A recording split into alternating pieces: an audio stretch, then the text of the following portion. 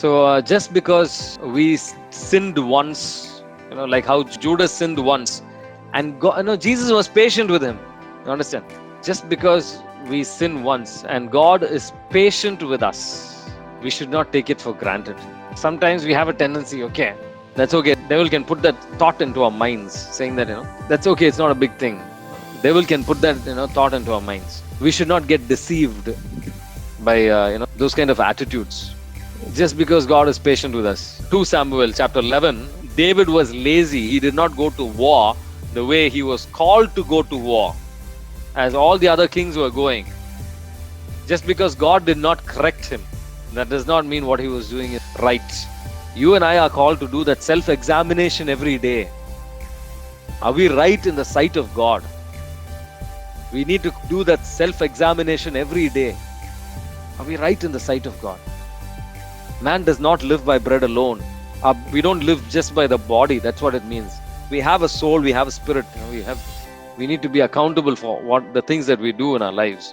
So we need to introspect every day. A righteous man sins 7 times a day, it says. We need to really, start thinking every day. Make sure that we are right in the sight of God.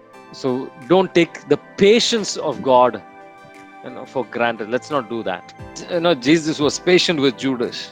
Let's not take that for granted sometimes.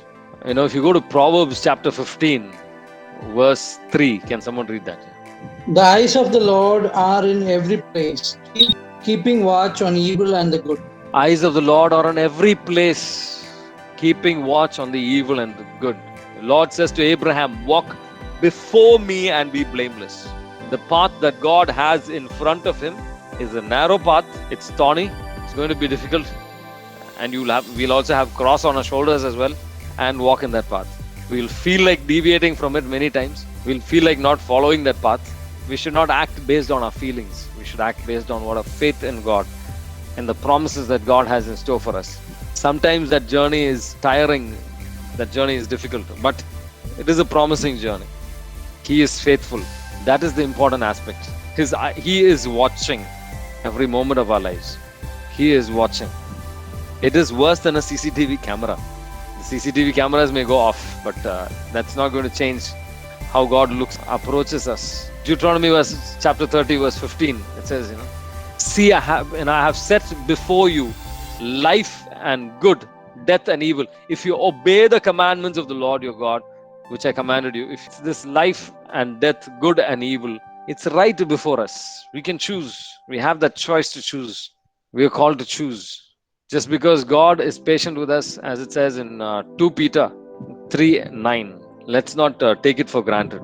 The Lord is not slow about his promises, as some count slowness, but is forbearing towards you, not wishing that any of us should perish, but one should reach repentance. But the day of the Lord will come like a thief, when the heavens will pass away with a loud noise, the elements will be dissolved with fire, and the earth and the works that are upon it will be burned up. And God wants us to turn to him, and he's patient because he wants us to turn to him. Psalm 145 verse 8 very beautifully says that the Lord is gracious, merciful, slow to anger, abounding in steadfast love. Let's not test the faithfulness and the steadfast love of the Lord. It's a test of love. So from the plague, Exodus chapter 5 to 11, if you see, there's the 5th plague. You will see that, first 4 plagues, Pharaoh will harden his own heart.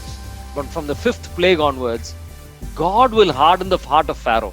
If you go to Romans chapter 1, very beautifully, it'll be written. For although they knew God, they did not honor him. 1 verse 21 to 32. Or give thanks to him, but they become futile in their thinking, and their senseless minds were darkened. Claiming to be wise, they became fools. They exchanged the glory of an immortal God for images resembling mortal man or birds or humans or animals or reptiles. Therefore God gave them up to the lust of their hearts, to impurity, to the dishonoring of their bodies among themselves. God gave them up, it says. If we keep insisting on sin, God will simply allow us to go. Seri, apdi pono naasa pore, apdi po, abdinu varu. Simple as that. You want to go that way? Go. That's okay. If you read Numbers chapter 22, you see the story of Balaam and Balak and the donkey and the angel. God will say, don't go. See, God's commands don't change. It's not like our mind. Sometimes, God says, don't do it. We keep going to God and asking, can we do it? Can we do it? We are looking for loopholes. We are not really looking to understand what God's will is. We need to focus on what God's will is in our lives and lead our lives based on that. And that will turn out to be a blessing for us, our families, and the people around us, and our future generations.